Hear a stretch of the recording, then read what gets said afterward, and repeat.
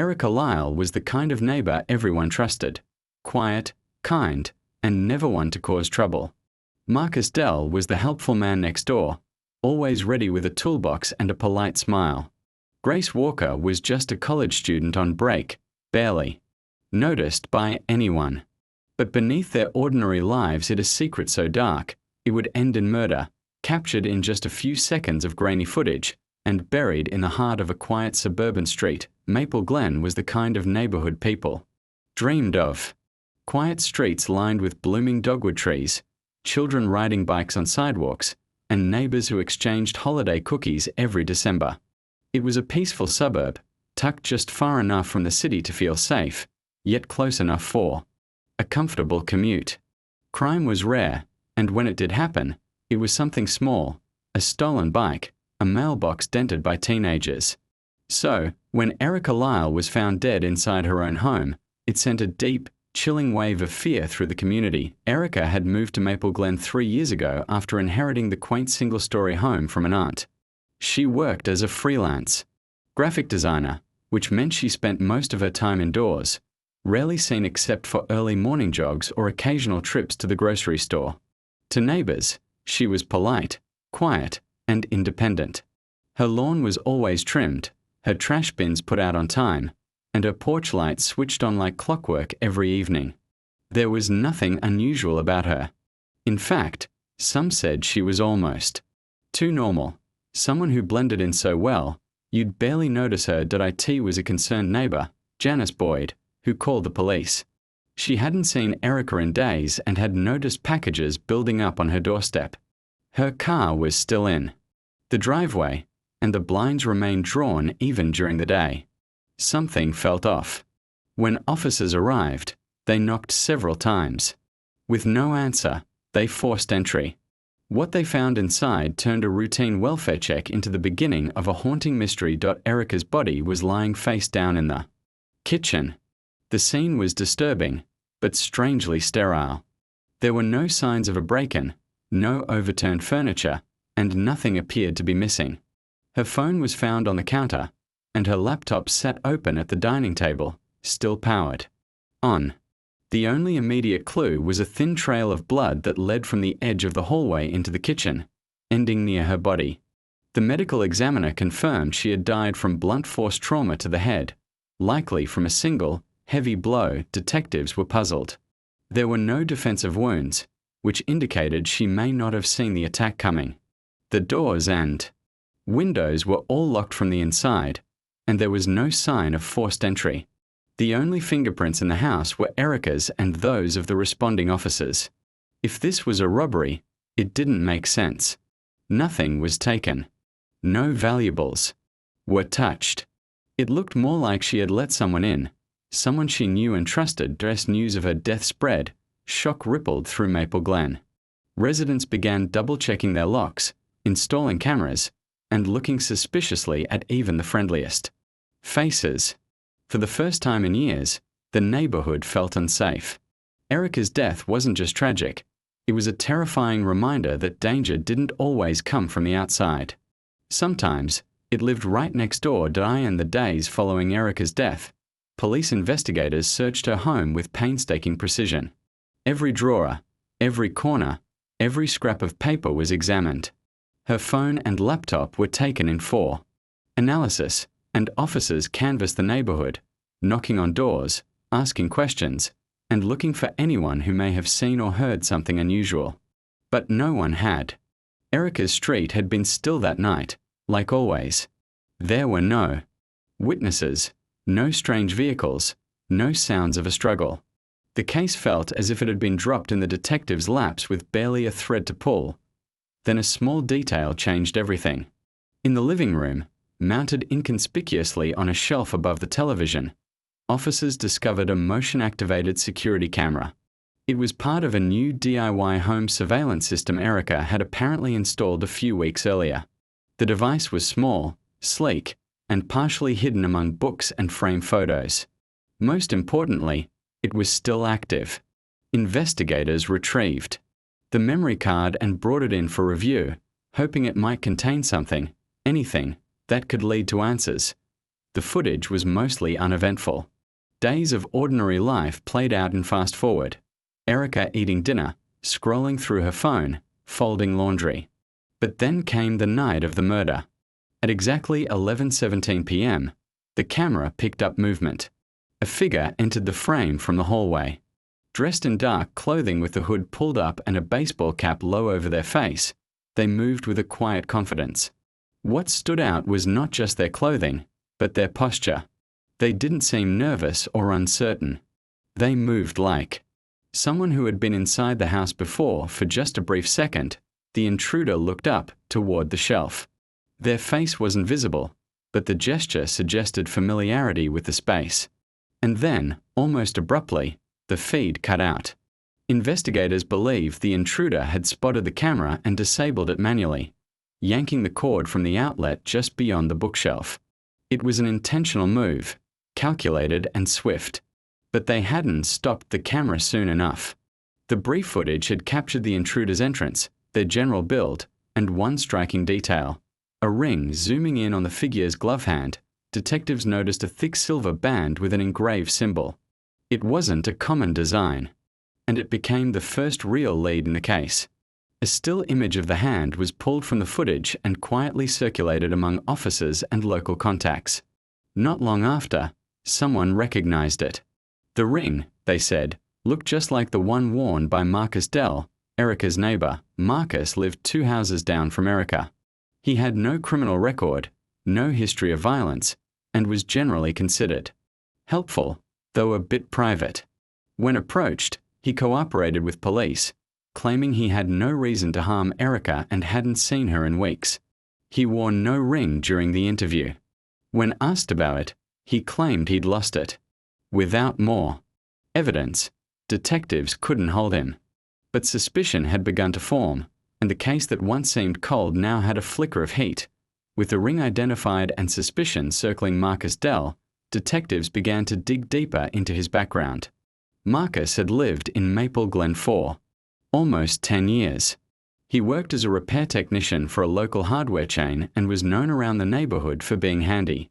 He often helped elderly residents fix leaky faucets or patch fences, and most saw him as a quiet, reliable man. But his connection to Erica, however slight, couldn't be ignored. They lived on the same street, and neighbors recalled seeing them talk occasionally while walking to the mailbox or while tending to their front yards.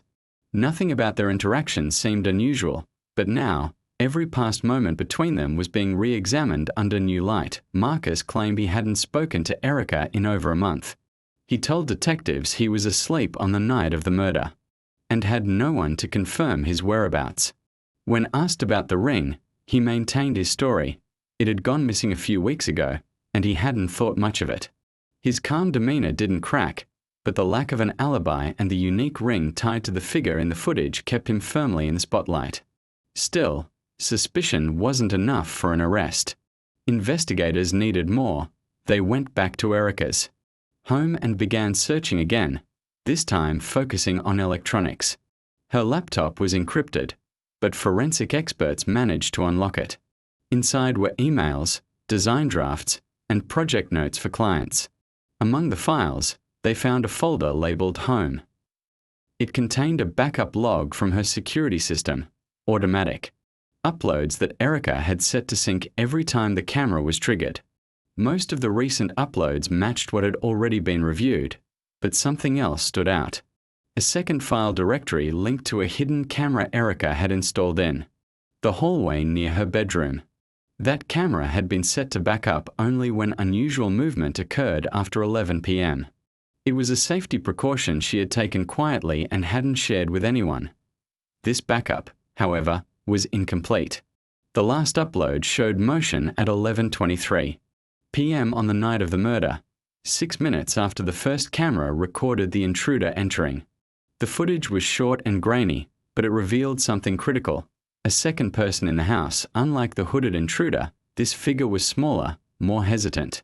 They stood near the doorway, barely moving, clutching something in their hands, a long, thin object wrapped in cloth. They lingered for a moment, then stepped out of frame. The clip ended abruptly. Investigators now had to consider the possibility that Erica hadn't been killed by a single person. The presence of a second intruder raised new questions. Who were they? What was their role? And if Marcus was involved, was he the one who delivered the fatal blow, or was someone else hiding behind the silence? The investigation shifted. This wasn't a burglary gone wrong. It was starting to look like a coordinated act. Two people. Inside Erica's home, one with intent, the other possibly with regret. The truth was getting closer, and the case was no longer about what was stolen, but what secrets were left behind. The discovery of a second figure inside Erica Lyle's home changed everything. Investigators reevaluated their entire timeline and began digging into Marcus Dell's personal life. He had always appeared to live alone, but neighbors occasionally noticed another person coming and going from his house in the weeks before the murder, a young woman, unfamiliar to most. One neighbor recalled seeing her get out of Marcus's car a few times and assumed she was a relative visiting for the summer. When questioned, Marcus admitted that his niece, Grace Walker, had been staying with him for a short while. She was 19, a college student home on break, and, according to him, had nothing to do with Erica or the night in question. But the new footage suggested otherwise. Detectives pulled Grace's photo from social media and compared her height and build to the second figure in the video. The similarities were hard to ignore. Her movements, her posture, everything seemed to match. A search warrant was issued for Marcus's house, and what they found offered the confirmation they needed. In a small laundry bin in the garage, they recovered a long object wrapped in a kitchen towel. It was a fireplace poker, wiped clean but bearing faint traces of blood and hair that matched Erica's. More telling was what they found in Grace's bedroom. Hidden in a desk drawer was the silver ring, the same one worn by the intruder in the footage. Despite Marcus's claim that he had lost it, the ring had never left his home. Grace had been hiding it. The lie shattered his credibility, and both he and Grace were taken into custody for further questioning. At first, Grace refused to speak. She sat in silence, trembling, eyes locked on the table. But after hours in the interview room and the presentation of mounting evidence, she broke. Her confession came in fragments. Grace admitted she had been caught by Erica a few weeks before the murder. She had been stealing mail from local homes, looking for gift cards and credit offers, small-time crimes she believed would never catch up with her. But Erica had seen her at the mailbox one evening and confronted her. Grace panicked. Erica warned her she would report it to the police if it happened again. Terrified of legal consequences and how it might affect her college future, Grace turned to her uncle Marcus, she claimed, had promised to help. He said he would talk to Erica, calm things down. But on the night of the murder, things escalated. Grace insisted she only wanted to scare Erica into staying quiet. She brought the fireplace poker to threaten her, but when the door opened and words were exchanged, something inside her snapped. The details of the moment were blurry, but she remembered the sound of the strike and Erica collapsing to the floor. Marcus arrived shortly after, horrified, but chose to protect his niece rather than call for help. He wiped down surfaces, unplugged the cameras, and staged the scene before locking the door behind them. Now, with Grace's confession and the recovered weapon, the case was coming to a close. The final chapter of Erica's life had been written not by a stranger, but by someone who had once stood quietly just 2 doors away. With Grace's confession and the fireplace poker secured as evidence, prosecutors began building their case. The pieces finally fit together, but the reality behind the crime was as heartbreaking as it was senseless. Erica Lyle hadn't been targeted for money or revenge. She had become a victim simply for doing the right thing, threatening to report a petty crime that could have been resolved with an apology. That small act set off a chain of panic, poor decisions, and ultimately, tragedy. The community of Maple Glen reacted with a mix of grief and disbelief. Residents struggled to accept that the killers had been living among them, one of them a neighbor they trusted, and the other a teenager they had barely noticed. For many, it shattered the illusion of safety they had always taken for granted. Erica had lived quietly, harmed no one, and yet her kindness was met with cruelty. She had opened her door, most likely thinking she could resolve a small dispute. Instead, her life ended within minutes. Marcus Dell was charged with obstruction of justice, tampering with evidence, and being an accessory after the fact. His calm exterior had hidden the actions of someone willing to cover up a murder to protect his niece. During his trial, his defense argued that he hadn't participated in the killing and had acted out of panic. But the jury saw it differently. His efforts to clean the scene, disable the camera, and mislead investigators played a crucial role in delaying justice. He was sentenced to 8 years in prison. Grace Walker faced second-degree murder charges. Her defense tried to paint her as a frightened young woman who never intended to kill. But her decision to bring a weapon and her silence in the aftermath undermined that claim. The jury deliberated for 2 days before finding her guilty. She was sentenced to 20 years, with eligibility for parole after 15. During sentencing, she wept as the judge read out her punishment, but her tears did little to soften the weight of what she had done. The turning point in the investigation remained the silent witness, Erica's home security camera. The footage. It captured just seconds of motion, a glimpse of a ring, a shadow in a hallway, was enough to unravel the truth. Without it, the case might have remained unsolved, or worse, gone in the wrong direction entirely. In the end, technology became the voice Erica no longer had. After the trial, Erica's family chose to leave Maple Glen. Her sister sold the house, unable to step inside without remembering what had happened there.